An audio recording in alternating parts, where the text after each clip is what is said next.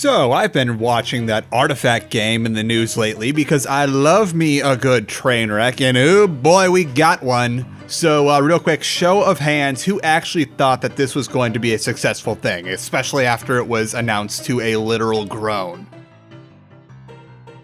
Okay, you can put your hands down. I can't actually see you, but thank you for the participation.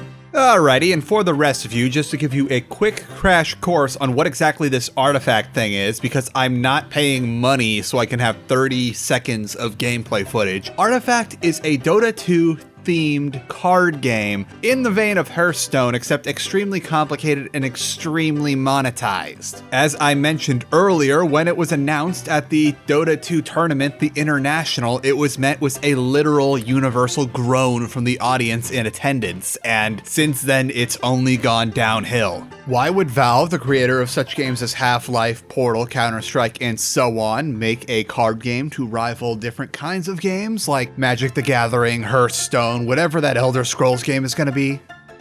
Money.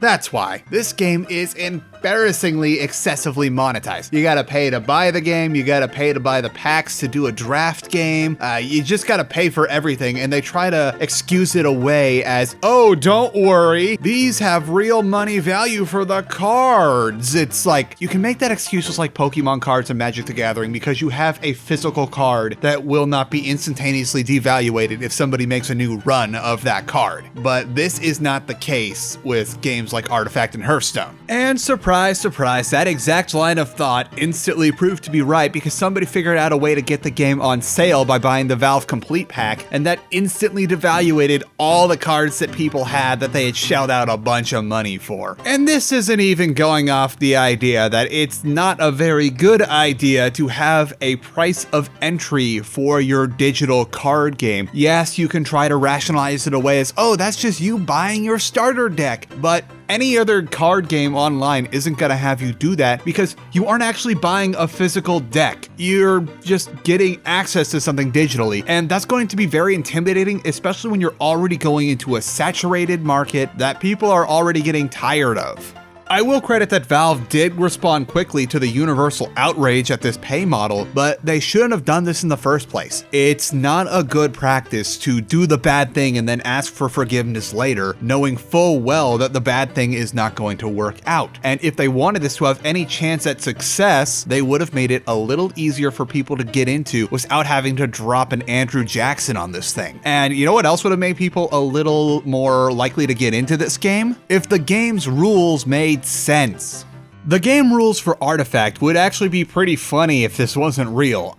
And I'm talking in more of a sense that the best way to describe the game rules for Artifact is that imagine a cartoon or some sort of television show where the nerdy character plays some obscure card game, and when they try to explain it, the rules, like, it zones out of the character because the rules are just so ridiculously complicated. That's Artifact. Like, if anything, this sounds like the kind of thing that, like, the game comes to life and they have to invoke some obscure rule to stop the monsters from being real. When I first watched the gameplay demonstration of Artifact, I was completely and hopelessly confused. So, conveniently enough for me, it turned out they also did a rule explainer video. So I went back and watched that thoroughly, and then went to the Artifact demonstration again, and still had no idea what was going on. When I was younger, I did play a bit of Magic the Gathering and Yu-Gi-Oh cards, and later on when Hearthstone came out, I tried that for a bit. And a good rule of thumb is, you should be able to figure out how the game works after watching a couple rounds of it. And Artifact fails that test miserably.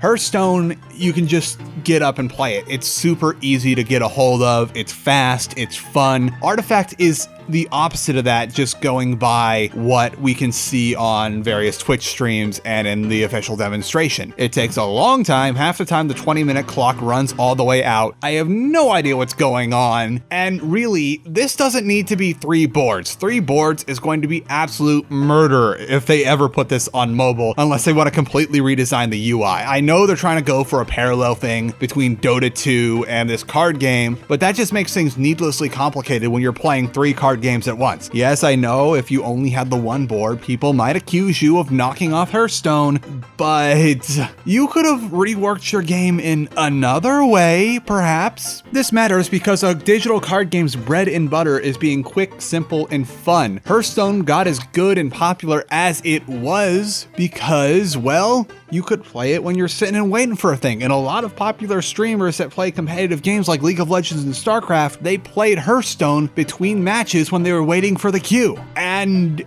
I honestly could not see anyone ever doing that with Artifact. Even if they somehow adapt Artifact to mobile, I have no idea why anyone would sit there. Like, it's probably got the same problem as Command & Conquer Rivals has, which yes, I'll eventually make that revisitation video, where even the short matches last too long and you can't really do them between like major things while you're waiting for something. Like, unless you're waiting for like a 3-hour render or something, there's no reason to play it because it's just too long at times. Now, if you're wondering why any of this matters, it's really the whole point of nobody asked for this out of all the things people are asking for from Valve, and this feels overtly designed as a moneymaker first and an enjoyable game as a far distant second. If anything, this is a good mineshaft canary as to how out of touch Valve is, and we really shouldn't consider them a game developer anymore. We should consider them a game publisher, or no, not even a game publisher. We should consider them a game storefront that once upon a time used to make their own games until they realized they could make more money selling and monetizing other people's games. Think about it. The amount of cash that Valve pulls in just by getting their cut from everyone that puts their games on Steam, which even if Epic Games is trying to shoehorn their way in right now and other platforms like GOG exist, you pretty much can't survive unless you're on Steam. Like, I can't even remember the name of that other, it was something with a D that tried to compete with Steam for a while and they just fell flat on their face, but you get the idea. Valve forgot how to make games a while ago. The most recent thing they did was a while back they made a little tech demo for their HTC Vive, and apparently according to Wikipedia they made a Left 4 Dead arcade game, but that's so obscure they don't even have an article page on it. If anything, this is just a sign that if we see Valve actually announce any of their original properties or a new property in the near future, we should be very, very worried. I know I just wasted a bunch of both of our times talking about a game that no one really intends to play, especially after that inflation kerfuffle with all the cards, but it's a shame. Well, at least they can't take away the games that they put out in the past. Or can they? Crap. Let's not test them on that. Whatever, subscribe, bye. Thank you all so much for watching. I'd like to shout out all my Patreon patrons who help make these videos possible, as well as a special shout out to my $10 tier patrons, Shredded Paper Plate, Otterman, Che Patterson, and McFluffers. Thank you all so much. There is a lot of big things coming for the Patreon in the near future, which you can see on the community tab of this channel, and I will see you in the next video. Sign-offs are stupid and I don't know how to do them. Bye. You were an extremely naughty boy today. I'm going to tell all the people what you did. We had a building inspection today, and we knew that you would cause too much trouble if we left you at home by yourself to attack those poor building supers. So what did you do? Well, you were okay when we put you in the carrier to go to mommy's work, but then when we got there, you lost your mind. You screamed, and you screamed, and you screamed, and you made mommy's ears ring. And then on top of that, you started a prison riot in the boarding area. That's right. Once you had started freaking out, you got all the other kitties at the animal hospital freaking out. Do you have anything to say for yourself? You inmate agitator.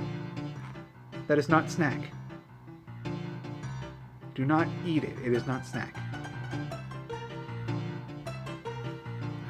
Look at this. This is the face of someone who starts prison riots. Even the kitties that were all extra nice were like, oh, I guess we're rioting now. You know what? You have not conquered this cage. Get off.